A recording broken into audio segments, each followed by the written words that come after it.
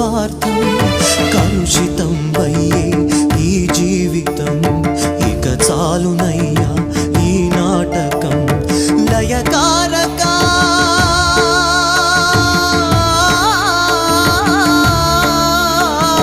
లయకారక ఇక చాలిక అర్ధనారీశ్వర గౌరీ శంకర